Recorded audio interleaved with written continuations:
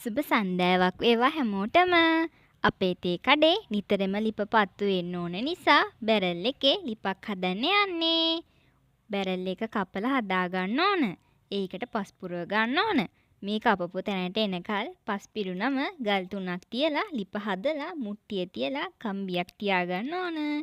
ඔයාලට පේනව ඇතිනේ දැන්. අපි තියෙන හිඩැස් වලට පස් පුරව ගන්න ඕන. අපේ අම්මා පුරවනවා පේනවනේ ඔයාලට. සිදුරු වහගෙන වතුර ටිකක් දාලා පස් ටිකක් තලලා හුබස් මැටි අනලා පුරව ගන්න ඕන.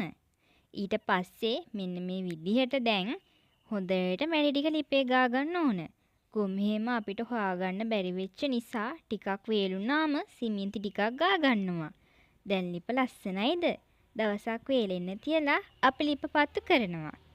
අවුරුද්දෙන් පස්සේ මඩ කලපුව පාරේ ඔයාලා යනවා නම් අපේ තේ කඩේට ඇවිත් තේ එක රස බලලා යන්න එන්න.